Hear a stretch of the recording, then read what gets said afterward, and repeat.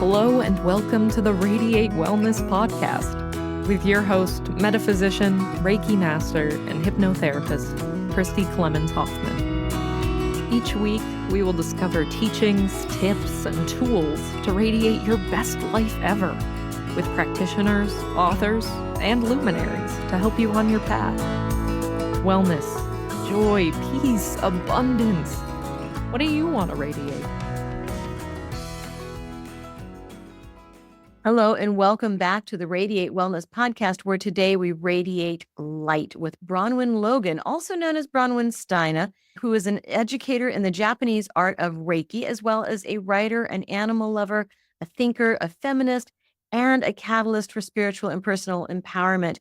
With 25 years of teaching experience and counting, Bronwen's teachings extend beyond the conventional, inviting you to explore the deeper, transformative elements of the system of Reiki. A driving force in the Reiki community, Bronwen co-founded both the International House of Reiki and Shibumi International Reiki Association. She co-authors respected works such as the Reiki Sourcebook, the Japanese Art of Reiki, and Your Reiki Treatment. Her extensive publications and teaching materials have been a cornerstone for students globally, offering guidance that blends scholarly accuracy with heart-centered intuition, and is also a co-author of the Reiki Sourcebook, the 20th anniversary edition, which is just amazing. Wow, Bronwen, I'm just so honored that you could join me today. This is amazing. Thank you so much. Thank you, Christy. I'm really thrilled to be here, and it is so exciting. I cannot believe that 20 years ago this book came out. I know. It's been such a joy to go back over it, actually, and just sometimes when you create things and then they're created often and we don't really revisit them as much, but it's been wonderful to look back on it and really see, wow, that is amazing. And something you just said to me before we started, it's so comprehensive, and just the effort and persistence that goes into writing something like that. I wonder if I would have that today, to be honest. Question. Well, it would be a very different book, wouldn't it? It would be a very different book. Absolutely. Yeah, absolutely. Now, why did you decide to go back and release another edition of it? I mean, I'm assuming that you've changed some things. There's not a lot changed in it. It sort of says that in the cover of the new one. It says something like, it's a timeless reference piece. I mean, I don't want to change history, right? So it really is a book that talks about the ideas behind what we know about the beginnings of the system of Reiki and then what evolved through that. And I did actually I think 2008, maybe 2009, I did spend a year going through the whole thing again and editing everything. And it took me forever because there's so much reference material in it, and to really make sure that everything was up to date and anything that might not, we might have thought that could be improved was improved. And I don't think that needs to happen constantly. Otherwise, it's like a rewriting, and I don't really want to do that. And I think that the history is there. And it's the idea of it is that people who are interested in the system of Reiki, that they could go to that book, and it really is a reference book. So you could look something up and you could say, so where did that come from? How come in my lineage it says blah, blah, blah? And you could find out about the different teachers. You could find out about the different symbols. You could find out about the different practices. And it's not just from one angle. So it's not from, for example, I teach the Japanese aspects of that's sort of my interest, but the book was not meant to actually reflect that. And initially, I think the difference that this book made at the time was because most of the books that people wrote were Reiki manuals, and they were printing their Reiki manuals as books. And which is fine, but I didn't want to put too much of myself in that. I really wanted it to be something that anybody could use, no matter what lineage they were in or what their interest was, so that they could just have a reference material to understand better what it was that they were doing.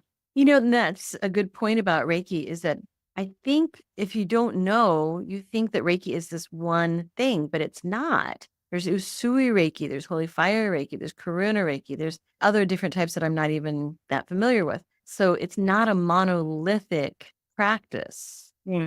I sort of agree and sort of disagree on that one because, I mean, yes, you're absolutely right. There are, and there were at that time too, just such a variety of types of things that called themselves Reiki. Mhm. But I mean, if we look at that's the second book that I wrote was The Japanese Art of Reiki. And that was really focusing then on that, right? Because I think the thing is that people often don't understand that, yes, there are all these different ideas out there, but how that came to be, that's explained in the Reiki Sourcebook, and how it's sort of everything splintered off. And I think it was because there wasn't a lot of infrastructure, possibly in Japan, but I mean, Japan had gone through its own issues. You know, there was war, the Second World War got in the way. And if we look over in the West, when it came to the West, Hawaii Takata, who brought it to the West, when she died, she did leave a number of teachers, but I do think that the infrastructure left behind with those teachers was minimal. And that sort of allowed this expansion and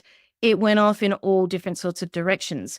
So it's not to say that it doesn't come from one place, because it does. It is a Japanese practice. And I mean, Reiki, the word's Japanese, right? So, you know, it means spiritual energy, or there's different translations of that. But the actual system of Reiki, we can see, so the different practices that are put together to work with Reiki, if you like, we can see how they've evolved or devolved. I don't know, whatever, they've changed over time and they've gone in many different areas. And I think that when people didn't have that historical reference behind them, then what would happen is that they were filling in the holes with their own information. And we did get this variety of practices. But I think if you look at anything like Qigong or Tai Chi, or there's going to be different types according to the teachers, what their interests are, what their influences are. For me, I just felt it was really important that people did understand where it originally came from, but then they can make choices as to what they want to practice, obviously, right? Obviously, right, right. So your book kind of unites all of that and brings it all together. So would you say that your book is a manual for Reiki? No, not at all. It certainly gives information that could be used for that, for sure. But history isn't everything. It is good to understand what we do, where it comes from. But history isn't the practice itself. In many ways, a manual would be the practice itself. And actually, the Japanese Art of Reiki, the second book that I was talking about, would be more like a manual, because that was really from a Japanese angle, how you would practice the different elements to a degree. But a manual, yes, it's great to get a manual out there. As I said in the beginning, I think most of the books were manuals. But obviously, when you actually do a class is more than a manual. So especially with something like this, because it's energetic. Yeah. It's not like if I give you a certificate, then you have completed blah, blah, blah, blah, like you would at a university or a college. And that means that you can go on and do whatever. It's really just about your own practice and how that evolves into how you exist in the world with other people. Oh, I like that. How did you get involved in Reiki? How did you get started on your Reiki journey? I had heard about it many times, I guess in the 80s. I remember I had a friend who had practiced it, and she would sort of do stuff to my feet. And I was interested in meditation. So I'd done sort of bits of classes here and there, but then nothing ever really took, if you like. And then I went to India. It's not an Indian practice, but in India, there were lots of books, and books are really cheap in India. And the wonderful thing about traveling, I was a backpacker, is that you spend a lot of time waiting for buses, trains, and just sitting back and enjoying life. So I do lots of reading, and came across books about Reiki, actually by a lady called Paula Horan, an American lady who lived in India, I think, at the time. And I was just totally fascinated, and having that time to sit back and spend time on yourself, think about things more, not having the busyness of life that you have when you're working 5 days a week or whatever.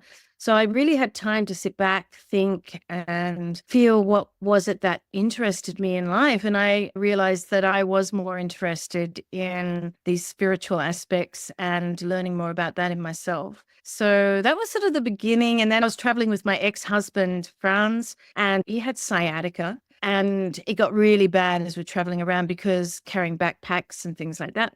we were looking for something as well to help with that. And we saw that there was this hands-on healing aspect to it. While traveling in India, we came across so many amazing shamans, and I was really attracted to that and would really seek that out. So whatever we could come across and find, and the sadhus and with doing amazing things. I remember meeting this one sadhu called the Milk Baba, and he had lived for like 17 or 18 years on, they called him milk, that was the English translation, but he'd lived on chai, so black tea, sugar and milk for like years. And meeting people like that is just, and to be in their space is just really life-changing.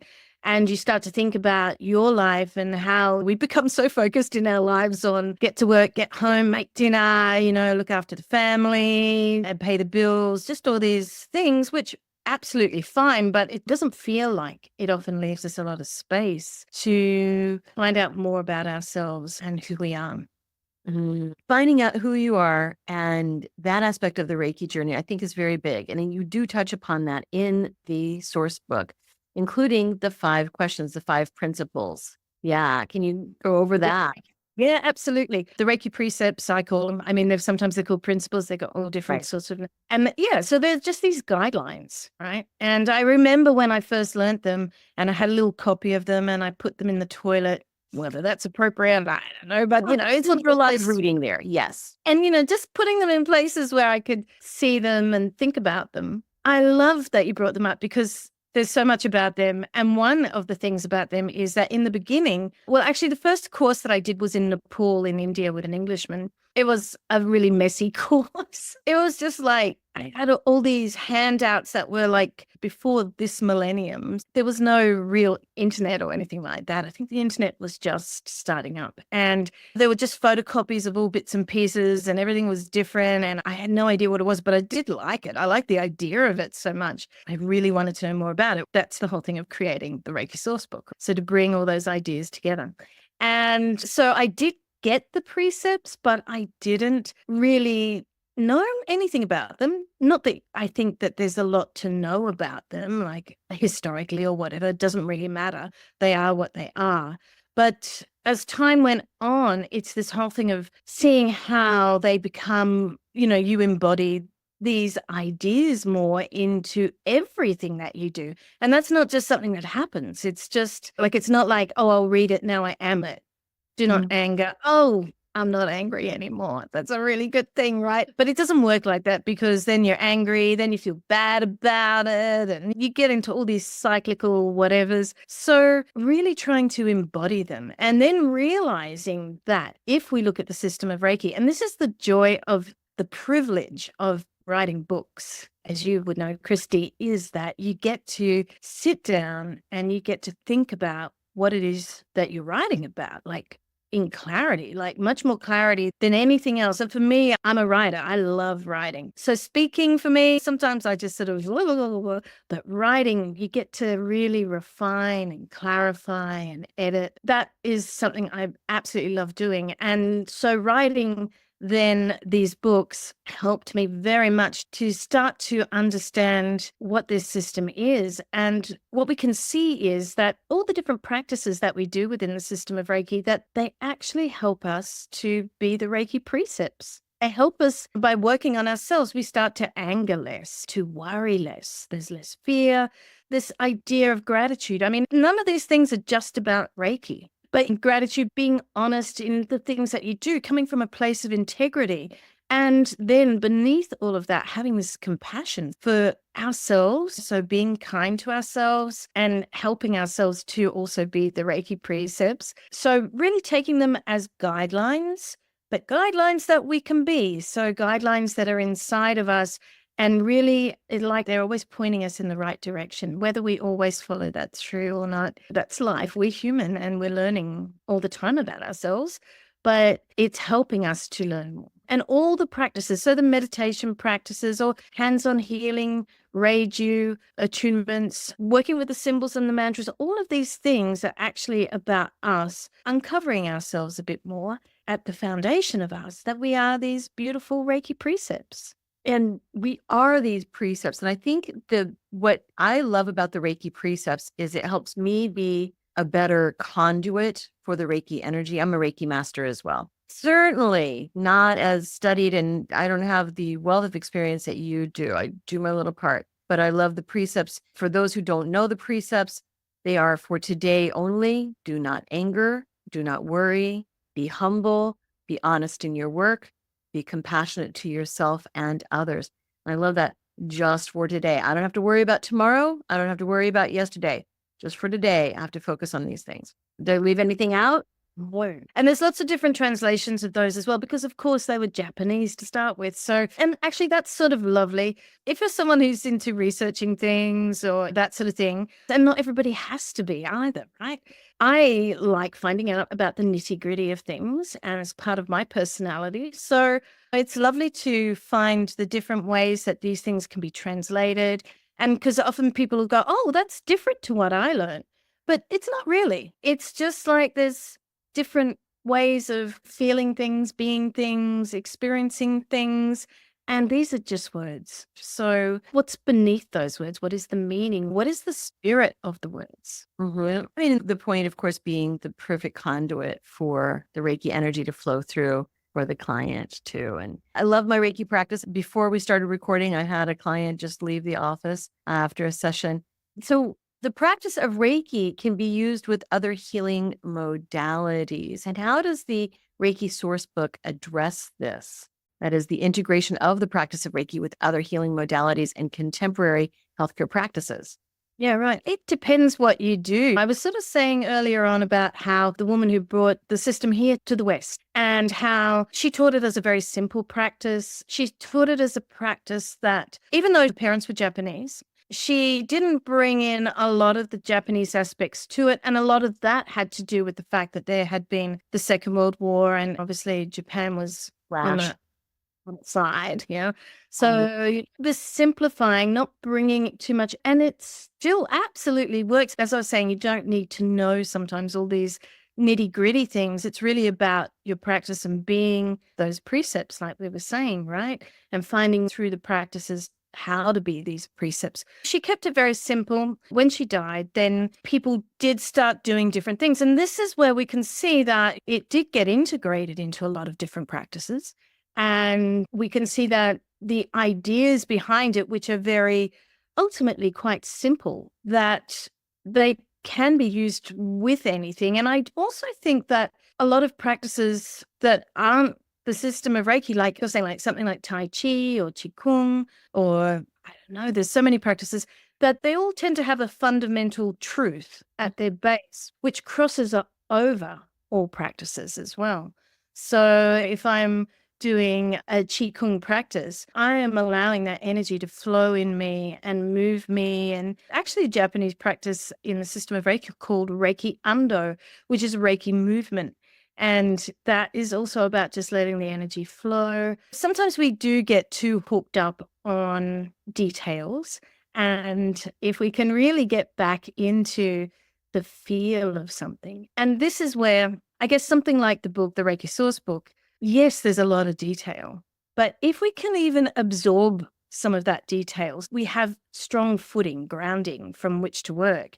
And then we can allow ourselves to actually experience and be the energy, because that is this spiritual energy. Yes, we are that already, but really allowing ourselves to function from that place inside of us, instead of coming from all the reactive things, for example, in our lives. So really tapping into that deeper self inside of us. And I think that that concept exists in so many beautiful practices, yoga, and that there are different ways of bringing us into that space. And the practices in the system of Reiki are that. Yes, I think so too. I've always called Reiki the gateway drug, because when we understand the concepts and the principles of Reiki, then we understand the concepts and principles of so many other of these practices, right? So I always thought it was just like opening the gateways for everybody, but it is a beautiful practice in and of itself as well. Of course, I do this often. So the practice of Reiki, how does somebody know if they feel called to start practicing? Who drawn to it? I don't want to take too much of your time, but I would like to ask you a few simple favors. First of all, please rate, review, and share this podcast wherever you're listening. It sounds like a simple little thing, and it is, but it has a huge impact for us because it helps other people find us in the podcasting algorithms. I don't know how it works, but I do know that it helps a lot. Next, if you would subscribe or follow wherever you're listening, whether that's YouTube or Apple Podcasts, Amazon Music, Pandora, Spotify, wherever you're listening, just hit subscribe or follow, and that helps you and it helps us. It helps you because then you receive notifications when we have a new episode that's out. It helps us because, again, algorithm magic, I don't know what happens, but it helps. And then finally, you can support our podcast in a tangible way by going to radiatewellnesscommunity.com/podcast and then click on support the show. Now, we have a new feature too. We are now on Patreon. You can find us on Patreon. You can also find the link to Patreon when you go to radiatewellnesscommunity.com/podcast. So on Patreon for $3 a month or $5 a month, you can support your metaphysical and spiritual growth. You can learn about upcoming guests and you can get early and ad-free versions of the shows. So please support us. This podcast is free for you to listen, but we have costs, and quite frankly, they come out of my pocket. So if you like this content, if you get a lot out of it, please see what you can do to give back. Thank you so much. Yeah, it's interesting, isn't it? I think we're at least 80% women. Yeah, I have to say so. Women. Right? Yes. I don't know what it is in our society, but women definitely, we are so open to learning about ourselves and not having to be so fixed about who we are and really allowing ourselves to go on this journey to discover more about who we are. It's really beautiful. And also, there's probably about 80% yoga practitioners as well. I'm a massage therapist here in the United States. Yeah. And massage therapists. I mean, what a great practice to integrate the system of Reiki. So you were talking about integration before. That's a different type of integration. And that is so beautiful when you go for a massage treatment and then you get a bit of Reiki as well. And it's just everything works together. Yeah. Right. Well, and speaking of the integration, if I know that somebody's going in for surgery, for example, or some sort of procedure, I stress to them, please come in before and after as soon as you can, just to help with the integration. That Reiki is a beautiful complement to so many things. Yeah. There's something like, I absolutely love massage, but it's so different to Reiki in a way. And this is what I always say, but I'm biased. Okay, I put my hand up because I'm a Reiki practitioner to start with.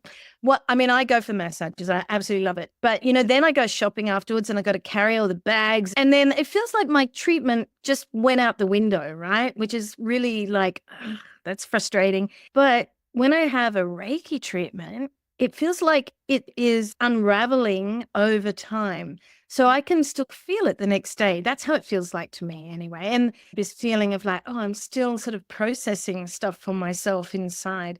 So it takes us to a deep place, I think is really beautiful. And I often call that healing space. And it allows us to be in that healing space and just to allow things to find their own shift and find their own way and trying to bring us back into balance, back into wholeness. What I love about Reiki is it is so intelligent. It goes where it needs to go or works how it needs to work. As the practitioner, I find I don't have to do all that much. I just have to allow it. Yeah, I totally agree. It's interesting you use the word intelligent, and I see us as this microcosm of the macrocosm. So, the universe is how the universe works, right? So if we look at how this world functions and it's all got its own natural flow, and I'm sure we can call that intelligence, right?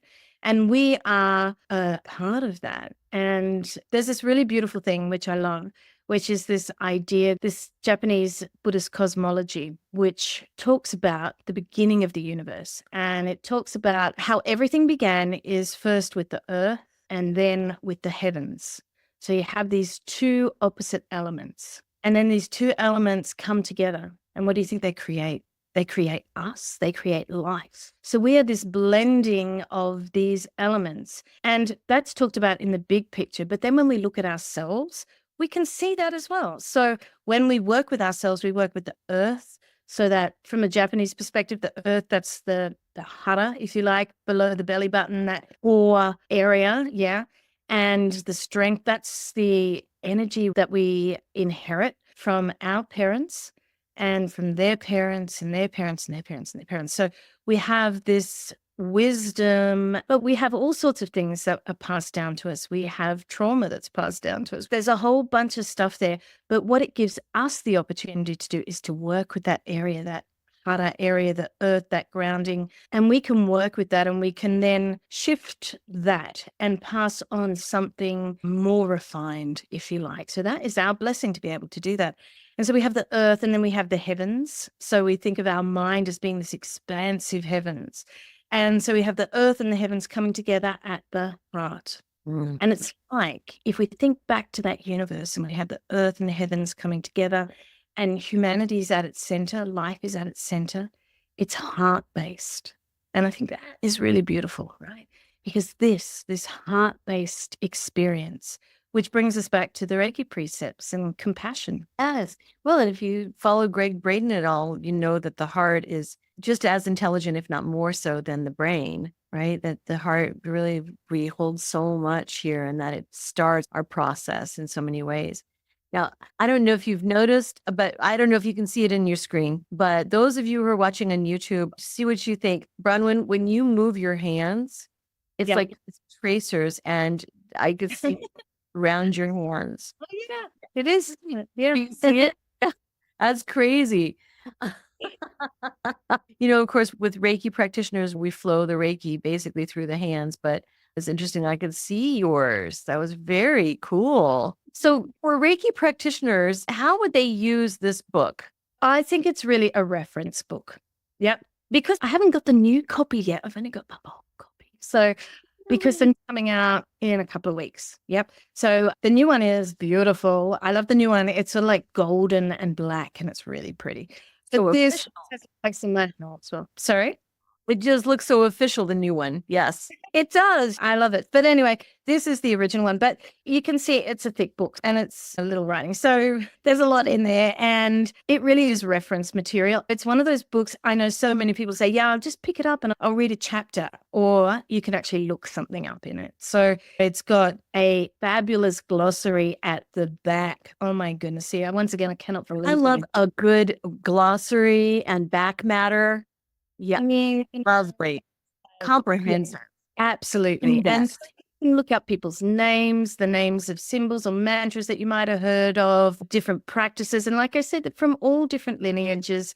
And it's there to help you to find your way through all the different things that you might read about on the internet, which can be incredibly confusing. It was the source of so many conflicting pieces of information. It's crazy. It's nice to have all of this information in one volume. Yeah, absolutely. Now, you even break it down in terms of how to find a good teacher and how to get started. Yeah. So if wanting to start their Reiki journey, how do they find a good teacher? Yeah, I think probably you might agree with me, Christy. I think it's word of mouth is the best place to go to start with. Yeah, because if someone's had a good experience with someone, then at least have some sort of faith, I guess, in that, right? Because there's been a lot of issues, and I don't want to talk negative about the system of Reiki, but I'll just bring up the fact that a lot of the things that have shifted and changed for the system of Reiki have come through where people have made rules. And the rules that people make, I think that this practice is beyond rules, right? Yes, it's about structure, but rules, no, because it's about letting go. For me, when someone comes for a Reiki 1 class, that is the whole point of that class, is to let go, because we have all these expectations and ideas and desires. And, if we can let go of that stuff, then we can actually really experience something for ourselves. But if we're trying to make it something all the time, our minds are incredibly powerful, and our minds can tell us all sorts of things, and that might not necessarily, or put us in a frame of mind that might not actually be helpful or supportive. So we really want to be able to let go. And if we can really experience the flow of energy and experience the different things for ourselves rather than what someone tells us. right? So it's too easy to believe what someone tells us. And that's where I think, because it's such an ephemeral thing, it's something that you can't grab, right? So if we can't sort of grab energy like this, how do we know that it exists or what it is? Or so how do we know what the experience is? And I don't think our experience should be because someone told us. Yeah, agreed. So people have over the years, and that's part of my motivation in the Reiki Sourcebook to clarify things, that someone said, oh, you can't wear black, or if you're doing Reiki, or you can't eat garlic, or things like this. And really, it's someone maybe trying to fill in a space, trying to take a bit more power. I mean, there's lots of different reasons why someone would do that. And maybe that can get passed down. And we don't want to take on other people's stuff, really, because this is about letting go. So listen to other people's experiences and what they are and how that feels. Yeah. And if it feels right, I think that's a really good indicator. Of course, you can read about people, you can research people. Luckily, on the internet, lots of places we can go today to find people. There's lots of Facebook groups. I have a Facebook group. I may as well plug it while I'm here. Yes. Oh, heck yeah. And I have a group called Reiki with Friends of Reiki with Bronwen, because Reiki with Bronwen is my website. So Friends of Reiki with Bronwen is my Facebook group. And I started that not that long ago. And I am loving that. That's so much fun. And it's helping me to branch out a little more into the social media part of the world, which I think for me, when I started, there wasn't that. And I've always been a little bit intimidated, to be honest, by social media. I'm sounding old, but that's okay. And it's just like that whole thing of social media. I didn't feel like I had my footings in it. And so, yeah, now I'm really sort of getting into that and enjoying it very much. So do come join me on the Facebook group, peoples. And there's I put up practices and all sorts of things, and it's really fun. It's lovely. And we get to talk a lot about gratitude and really beautiful things. But how to find teachers? Yes, you can look online, Facebook groups, ask friends, get into groups, see if what you come across aligns with you, because we're all different. And some people might be really into crystals, for example. Now, crystals aren't necessarily part of the original Japanese Reiki. It's okay.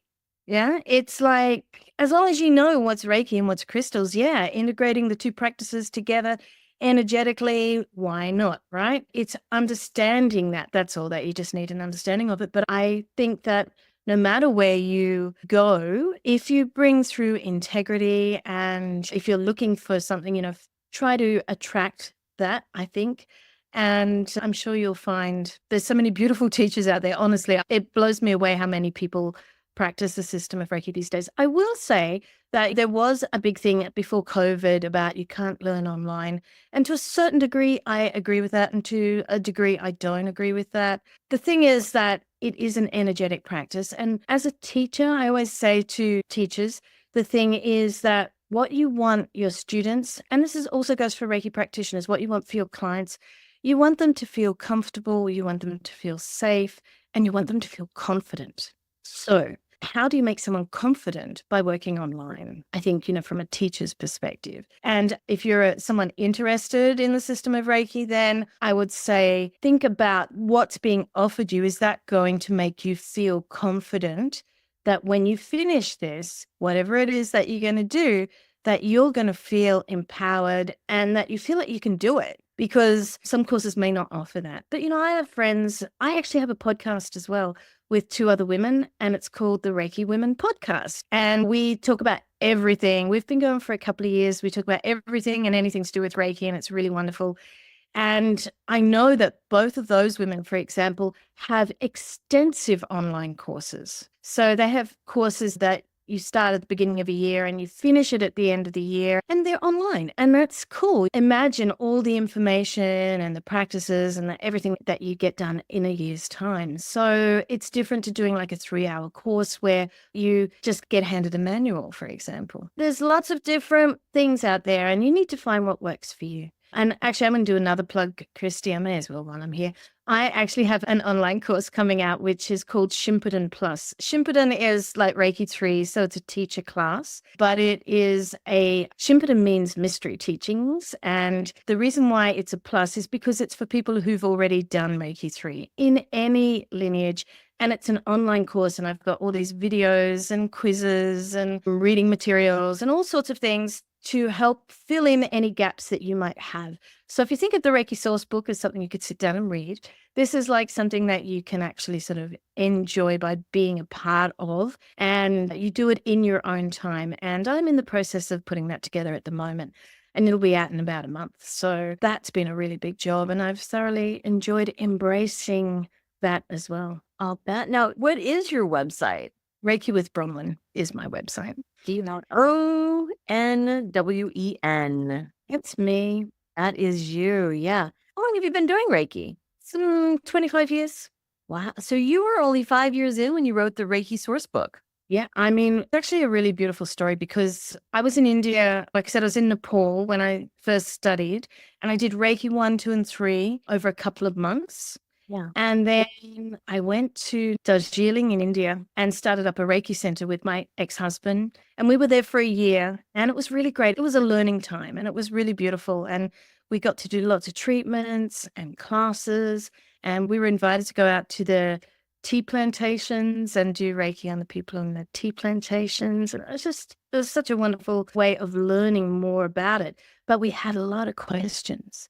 And the initial teacher that I studied with, I was sort of contacting him, and he told me to go away because he didn't know the answers to the questions I was asking.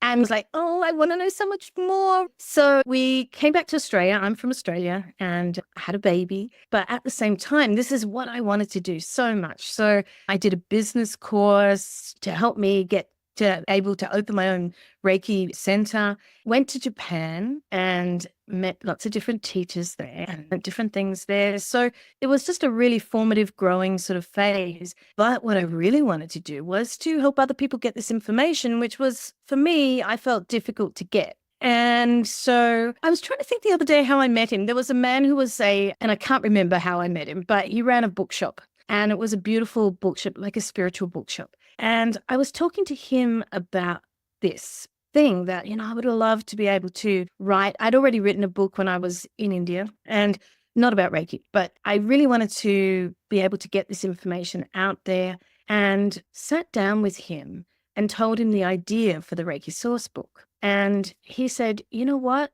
If you have a clear idea of what it is that you want to do, then it's going to happen. And I'm like, I am so clear about what I want to do. And he said, well, you know what? I have this publisher in the UK. He'd written like 55 books or something. And he said, I have this publisher in the UK, John Hunt Publishing, O Books. And he said, I'm going to tell them about you. And let's see, maybe there's something there for you. And just like that, I wrote a couple of chapters, sent it off, and they were like, yep, this is great. And I knew exactly what it had to be. And I think it is true. It's just that clarity of intention can sometimes just be so powerful and strong that it will drag you through it. I mean, I had to drag myself through to write that book because, it's so detailed. Get all that information in there, try to get it right for people. And I feel really proud of myself for having gotten through that. So yeah, it's a really beautiful thing to do. That is wonderful. I've just finished writing a book that will be out. I'm not going to make any announcements formally, but at this point, but I know how much work goes into that, especially something like this Reiki Sourcebook with so much information, so much research to be done, having to get your facts absolutely right and getting you've got some amazing endorsements and reviews and lovely, lovely comments about this work that you've gathered over the years. So yeah, it's a daunting, daunting task. And now the 20th anniversary edition is out. That is amazing. Yeah, and I'm actually working forward into doing another reintroduction of the Japanese Art of Reiki and also Your Reiki Treatment as well. And they will be coming out in beautifully matching covers. So they're going to be a set. Nice on the bookshelf. Yes, I love it. Definitely. Wonderful. Is there anything that we've not covered in our discussion about this that you think is important for our audience to know? I hope, for me, my blessings for this book, that it reaches a new audience, and all the people that have studied Reiki over the years and continue to move into that. There is a section in this book about the future of the system of Reiki and how we see that and how we envision that. And I would love to see it as this practice that continues to grow. That I saw a beautiful thing on a Facebook the other day, and they were saying, oh, is the Reiki market saturated? And I was like, God, wouldn't it be amazing if everybody could do Reiki? I mean, we can, by the way, it's an innate thing, but learned about the practices that we could do to build this and strengthen ourselves and give us something to pass on to our kids and to also to be in the world with, in that sort of space. It is definitely not saturated. And I would love to see people from all walks of life understanding better about themselves energetically. And I think these practices help us to do that. And when I talk about energetically, I also mean spiritually. So bringing more spirituality into their lives, feeling that they are, because they've experienced themselves, feeling that they are these spiritual beings. And that meaning that they can really open up to a greater sense of connection with each other, love with each other, love for our planet. So that's where I would love to see this go. And I would hope that anything that I would write would support that, and anything that I would say would support that as well. Yeah. Yeah. Well, I think the Reiki Sourcebook, the 20th anniversary edition, is a great place to start on anybody's Reiki journey, picking it up halfway through your Reiki journey, no matter how long you've been practicing Reiki. I think this book is for everybody who practices any type of healing modality. Thank you so much for joining me today, Bronwen. This has been a wonderful conversation, and I can't wait to get it out there so everybody knows about this wonderful resource and this wonderful book. Thank you. Thank you so much, Christy. Don't know what to watch next? Decisions. Well, we've got some suggestions. You can click this little video here and watch that. It's something that we think you're going to like. If you like the last one, you're going to like that one too.